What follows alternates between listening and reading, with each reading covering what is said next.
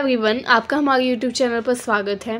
आज इस वीडियो में मैं आपको बताने वाली हूँ कि DU BA प्रोग्राम के फर्स्ट ईयर में जो स्टूडेंट्स अभी हैं, जिन्होंने फर्स्ट ईयर में एडमिशन लिया है, उनके लिए हिस्ट्री का सिलेबस क्या है। इस वीडियो में मैं आपको major history and minor history दोनों का सिलेबस डिटेल में बताने वाली हूँ, तो आप वीडियो को अंत तक ज़रूर देखें। साथ ही साथ हमारे चैनल पर अगर आप नए आए हैं तो हमारे चैनल को सब्सक्राइब करना बिल्कुल ना भूलें, ताकि ऐसे ही कॉलेज से रिलेटेड इंपॉर्टेंट जानकारियाँ हम आपको प्रोवाइड करवाते रहे टाइम टू टाइम।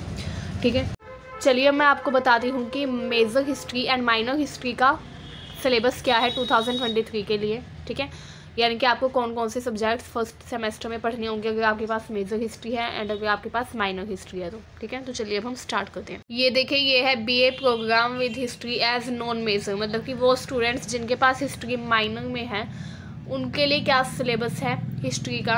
चलिए देखते हैं। आपको क्या करना है, आपका एक ही एग्ज़ाम होगा। जो जिनके पास माइनर हिस्ट्री है उनका ओनली एक ही एग्ज़ाम होगा हिस्ट्री का, एंड उसमें उनको क्या क्या पढ़ना होगा, history of India from earliest time up to 300 CE, यानी कि आपको 300 CE तक का ही पढ़ रहा है। ठीक है, तो चलिए मैं आपको सिलेबस दिखा लेती हूँ। आपकी यूनिट 1 में sources for interpreting early Indian history, पहला जो आपका चैप्टर है वो रिलेटेड होगा सोर्स से, कि हम हिस्ट्री को कैसे फाइंड करते हैं, मतलब कि हिस्ट्री के सोर्सेज क्या है। तो क्या क्या सोर्सेज होते हैं, लिटरेरी सोर्सेज होते हैं, आर्कियोलॉजिकल सोर्सेज होते हैं। ठीक है, तो वो आप जब पढ़ेंगे आपको पता चल जाएगा। ठीक है, सेकंड चैप्टर में आपको पढ़ना है survey of pre historic culture, Palaeolithic, Mesolithic, Neolithic, यानी कि इसमें आपको पूरा पाषाण काल, नव पाषाण काल, ठीक है, और मध्य पाषाण काल, इस बारे में पढ़ने को मिलेगा। ठीक है, कैसे मनुष्य की उत्पत्ति हुई, मतलब कि जो मनुष्य था वो कैसे,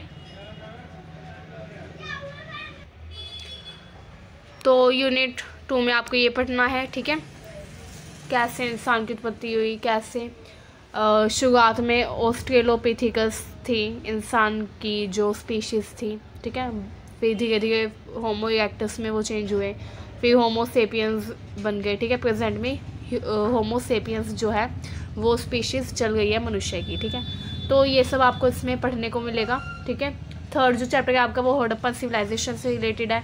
हड़प्पा सिविलाइजेशन में क्या क्या होता था, अर्बनाइजेशन वहाँ पर कितना था, टाउन प्लानिंग कैसी थी, आपने 12th चैप्टर में 12th क्लास में पढ़ा होगा। ठीक है, आपको याद होगा 12th क्लास में फर्स्ट चैप्टर था ये। ठीक है, हड़प्पन सिविलाइजेशन से रिलेटेड, तो आपको वही पढ़ना होगा। वहाँ की इकोनॉमी कैसी थी, कल्चरल पैटर्न कैसा था, डिक्लाइन वगैरह, ये सब कुछ। वैदिक एंड मेगालिथिक कल्चर कैसा था वहाँ का। ठीक है, इसके अलावा सेकेंड अर्बनाइजेशन के बारे में, ठीक है, मतलब कि कैसे अर्बनाइजेशन बढ़ा, बुद्धिज़्म और जैनिज़्म के बारे में आपको पढ़ना होगा। Mauryan empire administration, economy, Maurya empire का एडमिनिस्ट्रेशन कैसा था, इकोनॉमी कैसी थी। अशोक जो रूलर थे उन्होंने जो धम्म, आपने 12th में पढ़ा होगा धम्म के बारे में, धम्म पिलर्स बनाए थे। ठीक है, तो उन सब के बारे में आपको पढ़ना होगा। अर्ली तमिलकम, संगम लिटरेचर जो कि साउथ का लिटरेचर था, संगम लिटरेचर, उन सब के बारे में आपको इसमें डिटेल में स्टडी करनी होगी। ठीक है, आपके टीचर्स आपको बता देंगे कि कैसे क्या क्या इंपॉर्टेंट पॉइंट्स हैं, वो सब कुछ आपको ध्यान में नोट्स बनाकर ही अपनी प्रिपरेशन करनी है, क्योंकि जैसे कि आपको बताइए कि मार्च में एग्ज़ाम है, तो थोड़ा ना अच्छे से अपनी प्रिपरेशन कर लीजिए। ठीक है, ताकि आपको आगे दिक्कत ना हो। मार्च में आपको पता ही है कि 40% से अब मार्क्स तो लाना कंपल्सरी है, नहीं तो वो इंसान जिसके 40% से कम मार्क्स आएंगे वो स्टूडेंट फेल भी हो सकता है। तो दैट्स वाई थोड़ा आपको ना ध्यान रखना है इस बात का कि आपके थ्योरी में 40% मार्क्स आ ही जाए। ठीक है, तो अच्छे से उस हिसाब से अपनी तैयारी करके चलिएगा। ठीक है, post Mauryan age, Maurya empire के बाद का जो टाइम था जिसमें सातवाहन और कुषाण रूलर्स आए थे, उन सब के बारे में आपको पढ़ना है। तो ये सिलेबस था। ठीक है, मुझे उम्मीद है आपको ये सिलेबस समझ में आया। ये माइनर हिस्ट्री वालों का सिलेबस है। चलिए अब मैं आपको दिखा दूँ मेजर हिस्ट्री जिनके पास है उनका क्या सिलेबस है। Let's see. ये देखिए, जिनके पास हिस्ट्री मेजर में है उनका भी सेम ही सिलेबस है माइनर वाला, बट उनका एक और ऐड हुआ है, उनको एंशिएंट सोसाइटी के बारे में पढ़ना है। ठीक है, तो देखिए मैं एक बार आपको जूम करके दिखा देती हूँ। ये जो मेजर हिस्ट्री वाले स्टूडेंट्स हैं, देखिए BA programme with history as major, इनका सिलेबस भी वही है जो माइनर वालों का है, बट इनके 2 एग्ज़ाम्स होंगे, ठीक है। माइनर वालों का ओनली 1 एग्ज़ाम होगा हिस्ट्री का, बट जिनके पास history as a major subject है उनके 2 एग्ज़ाम होंगे। पहले एग्ज़ाम में उनका वही सिलेबस आएगा सेम जो कि माइनर हिस्ट्री वालों का आएगा, ठीक है। ये जो सिलेबस है सेम है बिल्कुल माइनर वालों की तरह, ठीक है, आप देख लीजिएगा। एंड जो सेकंड आपका एग्ज़ाम होगा उसमें एंशियंट सोसाइटी से रिलेटेड क्वेश्चंस आएंगे। तो आपके जो टीचर्स हैं वो आपको पढ़ा देंगे वो सब्जेक्ट एंशियंट सोसाइटी।